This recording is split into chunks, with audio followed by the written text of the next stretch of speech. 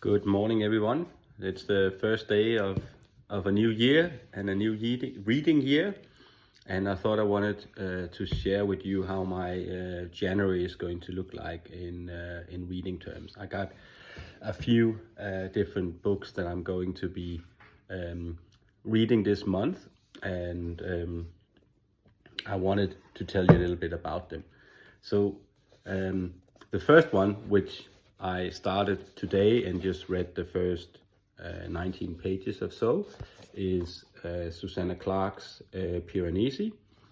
Now, I don't know much about this book. I've heard great things from several booktubers, and I tried to not get any spoilers, because it seems like it's the kind of book that will have some twists and turns, and where you'll get the best experience basically not knowing much about it before you go in.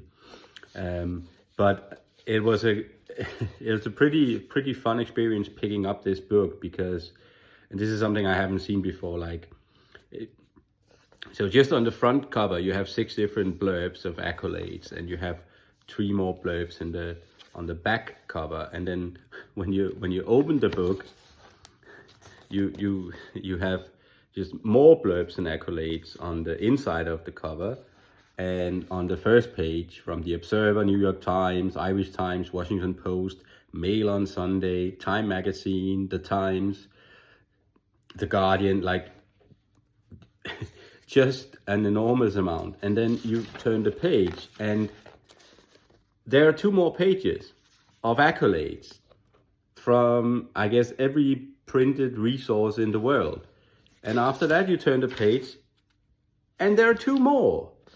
Like, at this point, it starts to feel fairly self-indulgent from Susanna Clarke, or the publisher. And then you turn it, and it is 2 more pages. Like, I've never seen anything like this.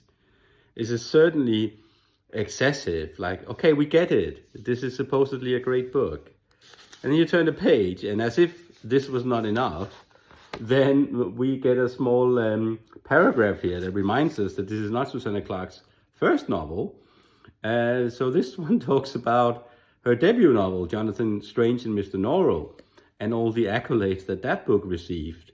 And I'll just, this is crazy. I'll just tell you a few of it. It was longlisted for Man Booker Prize, shortlisted for Whitbread First Novel Award and Guardian First Book Award.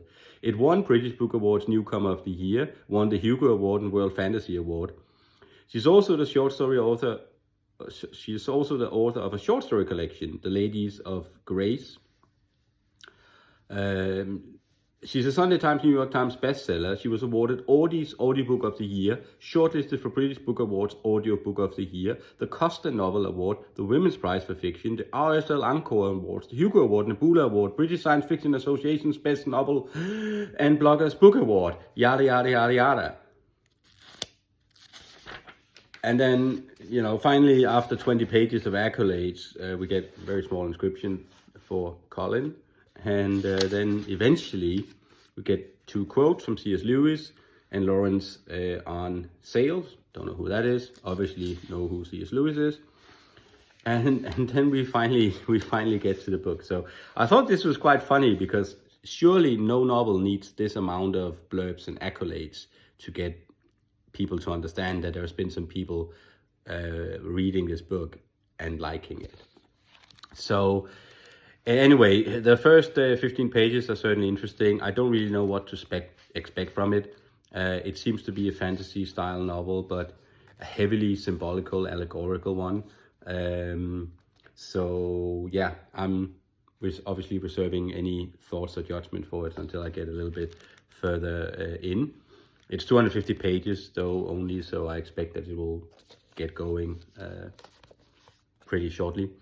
Another book that I started a few days ago and I'm reading sort of alongside is a non-fiction novel, and this is Peter Mathiasen's The Snow Leopard, which I have in this first edition.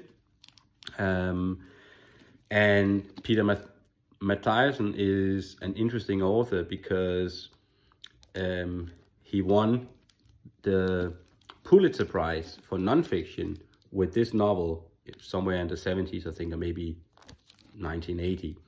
And then in 2008, so more than 30 years later, he won or about 30 years later, he won the Pulitzer Prize again for fiction for his novel Snow Country. So as far as I know, he's the only author that's won the Pulitzer Prize, both for fiction and nonfiction. Now that's quite an achievement.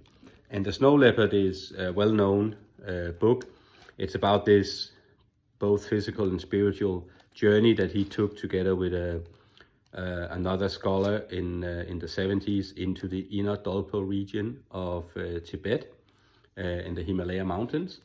And I really, really like mountains and mountaineering books and everything that has to do with mountains. I've done some mountain hiking and walking and marathon running in mountains and ultra marathon running in mountains myself some years ago, and still like to go on hikes and stuff on vacation. So and Peter Mathiasen just writes very eloquently and very poetically. Like his descriptions are just very, very serene and beautiful. And it's structured as sort of diary entries. So there's an entry for every day that he's on this trek. And then he uses that backdrop to also have some philosophical musings of various different topics. So I expect this will be a sort of a slow read where you really want to savor the language and sort of get into the experience and picture the landscape that he's encountering here. So far that's also quite enjoyable. I'm about 50 pages in.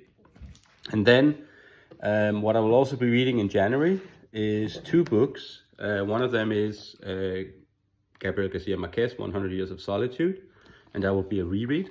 And I'm reading that because I joined Benjamin McAvoy's Hardcore Literature Book Club on Patreon. I've enjoyed his content for a very long time, his free content on YouTube, and I wanted to join the club. So in January we were going to be reading along 100 Years of Solitude and Ovid's Metamorphosis, which I don't have with me here because I ordered the Penguin Classics, but it hasn't arrived yet. So yeah, I look forward to this. I look forward to rereading this masterwork. I read it maybe 20 years ago and I really liked it, but as I remember it, there was a lot of things that I don't think I really understood. So I'm expecting that I can get a lot more out of it by reading it along with other people in Benjamin's book club. Yeah, so we won't finish this one in January, so it'll be a slow read throughout January and February, alternating between 100 Years of Solitude and Ovid. And then I will be reading the two other books that I mentioned. So that's how my January is going to look so far. What are you starting out the new year with? Let me know.